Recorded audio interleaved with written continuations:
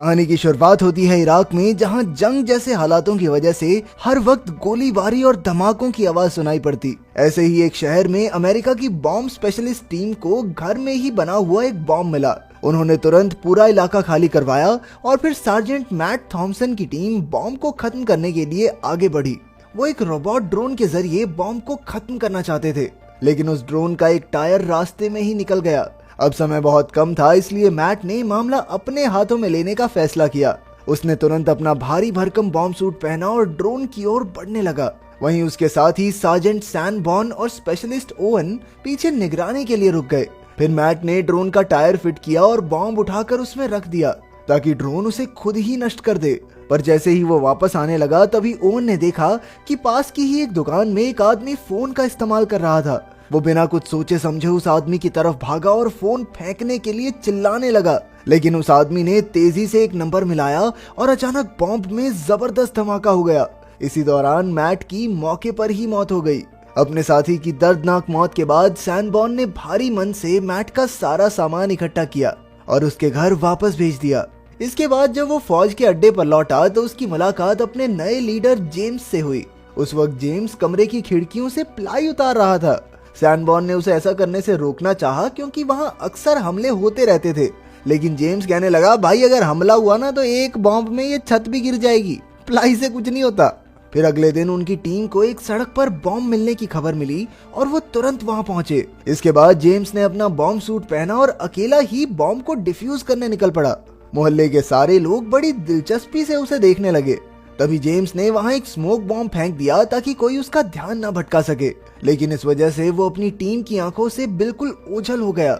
इसके बाद जब वो आगे बढ़ा तो उसे कचरे के नीचे एक बॉम्ब दबा हुआ मिला और उसने आसानी से उसे डिफ्यूज भी कर दिया। उसे लगा कि काम खत्म हो गया है, लेकिन जल्द ही उसकी नजर एक और तार पर पड़ी, जिसे बाहर निकालते ही उसके होश उड़ गए, क्योंकि वहां एक नहीं बल्कि 6 बॉम्ब्स एक साथ छिपाए गए थे। लेकिन उसने बिना किसी खौफ के 6 के 6 बॉम्ब्स की तारें काट डाली। वहीं जब एक जासूस ने छत से जेम्स को ये सब करते देखा तो वो तुरंत सीढ़ियों से उतरकर भाग निकला। आखिरकार जब जेम्स वापस टीम के पास पहुंचा तो सबने उसकी बहादुरी की तारीफ की, लेकिन सैनफोर्ड ने कहा कि उसे बाकी टीम को भी खबर करते रहना चाहिए क्योंकि ये उसका अकेले का मिशन नहीं था। लेकिन जेम्स ने उसकी बात अनसुनी कर दी। फिर अगले दिन जेम्स फौजी अड्डे पर घूम रहा था तो बेकहम नाम का एक बच्चा उससे डीवीडी खरीदने को कहने लगा। उसके बार बार कहने पर आखिरकार जेम्स ने उसके मालिक से एक डीवीडी खरीद ली। इसके बाद उनकी टीम को फिर से एक बॉम्ब नष्ट करने के मिशन पर भेजा गया। इस बार ये बॉम्ब यूनाइटेड नेशंस की बिल्डिंग के बाहर खड़ी एक गाड़ी में था। उन्होंने तुरंत बिल्डिंग खाली करवाई और फिर जेम्स बॉम्ब सूट पहनकर गाड़ी की ओर बढ़ने लगा, लेकिन अचानक पास की एक बिल्डिंग से एक आदमी ने गाड़ी पर गोली चला दी और वहां से भाग निकला। पर फौजियों ने कुछ ही पलों में उसे दर दबोचा। इधर जेम्स ने फायर एक्सटिंग्विशर से गाड़ी की आग बुझाई और उधर ओवन और सैनफोर्ड अपनी जगह पर तैनात हो गए। फिर जब जेम्स ने गाड़ी का ट्रंक खोला तो उसे दोबारा वैसे ही जुड़े हुए बॉम्ब्स मिले जैसे उसने पहले डिफ्यूज किए थे। पर कुछ ही पलों में उसने अपना बॉम्ब सूट ही उतार दिया, क्योंकि उसे लगता था कि मुंह के पास बॉम्ब फटेगा तो क्या घंटा बजाएगा ये। गाड़ी में मौजूद बॉम्ब्स पूरे इलाके को तबाह करने की ताकत रखते थे, लेकिन जेम्स नंगे हाथों से ही उन्हें डिफ्यूज करने में जुट गया। फिर वो गाड़ी में उस डिवाइस को ढूंढने लगा जिसके जरिए बॉम्ब में धमाका किया जाता है।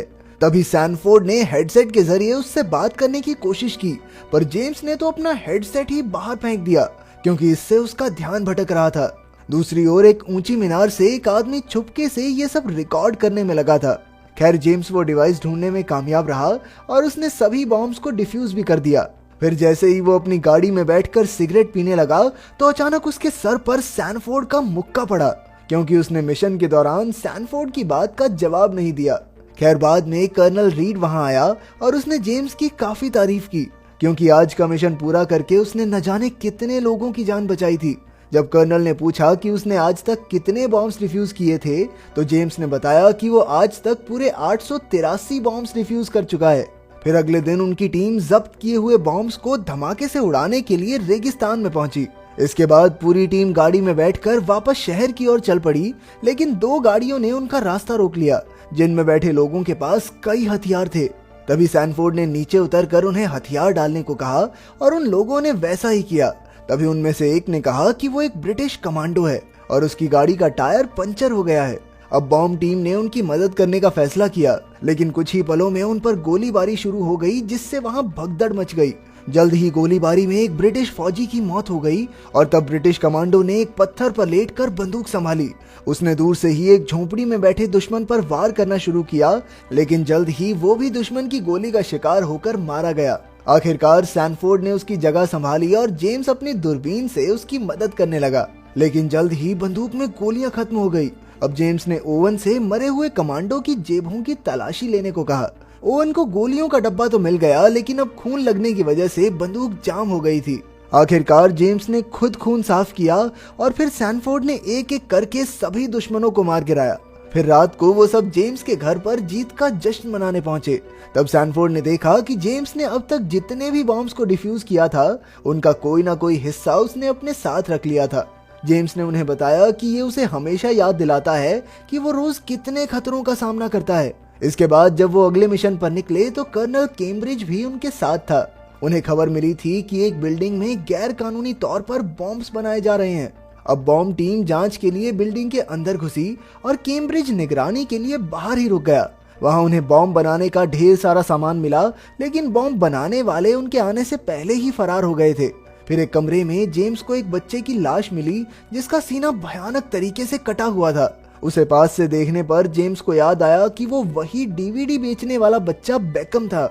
उसे देखते ही जेम्स की आंखें आंसुओं से भर गई, लेकिन उसने जैसे तैसे खुद को संभाला और उसके पेट में छिपाए गए बॉम्ब को बाहर निकालने लगा। इसके बाद वो उसे उठाकर बाहर गाड़ी तक ले आया। वहीं कैम्ब्रिज आम लोगों को वहां से हटाने का काम कर रहा था, तो जेम्स ने उसे वापस चलने को कहा, पर तभी वहां एक जबरदस्त धमाका हुआ और कैम्ब्रिज वहीं जलकर राख हो गया। ये देखकर ओवन बिल्कुल हिम्मत हार गया और पागलों की तरह कैम्ब्रिज को ढूंढने लगा, पर जेम्स ने बड़ी मुश्किल से उसे शांत किया। फिर अगले दिन जेम्स उस आदमी के पास पहुंचा जिसके यहाँ बेकम काम करता था। उसने उससे बेकम के बारे में पूछा, लेकिन वो आदमी कहने लगा कि उसे तो अंग्रेजी समझ ही नहीं आती। लेकिन जेम्स को न जाने क्यों शक हो गया कि जरूर यही आदमी उनकी जानकारी दुश्मनों तक पहुंचा रहा है। जेम्स जबरदस्ती उस आदमी की गाड़ी में बैठ गया और कहने लगा कि मुझे बेकम के घर ले चलो। आखिरकार उस आदमी ने वैसा ही किया और जेम्स को एक पते पर छोड़कर तुरंत वहां से भाग निकला। फिर जेम्स जब घर में घुसा तो एक आदमी उसे देखकर डर गया, लेकिन उसने कुछ कहा नहीं। और जब जेम्स ने बेकम के बारे में पूछा तो वो कहने लगा कि यहाँ कोई बच्चा नहीं रहता। तब जाकर जेम्स को एहसास हुआ कि वो आदमी उसे गलत पते पर छोड़कर भाग गया है। जेम्स किसी तरह घूमता घुमाता उस इलाके से निकला और अपने अड्डे पर लौट आया। फिर रात को उनकी टीम को एक मिशन पर भेजा गया। जैसे ही वो वहां पहुंचे तो उन्होंने देखा कि एक तेल के टैंकर में धमाका हुआ था, जिसमें कई लोगों की जान भी चली गई थी। जब जेम्स ने इस इलाके की जांच की तो वो समझ गया कि ये किसी सुसाइड बॉम्बर का नहीं, बल्कि एक आदमी का काम है जिसने बाहर से इस धमाके को अंजाम दिया है। अब जेम्स ने कसम खा ली कि इस सब के पीछे जो भी होगा वो उसे पकड़ कर रहेगा। उसने तुरंत अपनी टीम्स को उस आदमी की खोज में लगा दिया। जल्द ही उन्हें गोली चलने की आवाज सुनाई दी तो वो तुरंत उस ओर भागे। उन्होंने देखा कि दो आदमी ओवन को घसीट कर ले जा रहे थे। फौजियों ने तुरंत उन्हें गोलियों से भून दिया, लेकिन इसी चक्कर में जेम्स की गोली ओवन की टांग में जा लगी। फिर अगले दिन जेम्स और सैनफोर्ड ओवन को एक हेलीकॉप्टर में हॉस्पिटल ले जाने लगे, लेकिन ओवन जेम्स पर चिल्लाने लगा क्योंकि उसकी गोली की वजह से वो कई महीनों तक चल नहीं पाएगा। खैर, इसके बाद हम जेम्स और सैनफोर्ड को एक मिशन पर देखते हैं जहां एक आदमी बाजार में बीचों बीच खड़ा था। उसका पूरा शरीर बॉम्ब से भरा पड़ा था, लेकिन उसने खुद को फौज के हवाले कर दिया। फिर जेम्स उसके पास पहुंचा तो उसने देखा कि सभी बॉम्ब्स के फटने में सिर्फ 2 मिनट का समय बाकी था। अब वो तेजी से बॉम्ब्स के ताले तोड़ने में जुट गया, लेकिन इतने कम समय में इतने ताले तोड़ना नामुमकिन था। अब जेम्स के पास कोई और चारा नहीं था, इसलिए उसे मजबूरन उस आदमी से माफी मांगकर वहां से भागना पड़ा। कुछ ही पलों में वहां भयंकर धमाका हुआ, जिससे जेम्स भी उड़कर पीछे आ गिरा। सैनफोर्ड तुरंत उसकी ओर भागा क्योंकि उसे लगा कि जेम्स भी मैक की तरह मारा गया, लेकिन खुशकिस्मती से जेम्स बच गया था। आखिरकार जब वो वापस लौट रहे थे तो सैनफोर्ड ने उसे अपने दिल का दर्द बताया। उसने कहा कि उसे हर पल इस बात का खौफ सताता है कि कहीं वो अपनी पत्नी और बच्चे के साथ जिंदगी जी ही ना पाए। लेकिन जेम्स ने उसे हिम्मत दी और कहा कि एक दिन उसका भी एक खुशहाल परिवार जरूर होगा।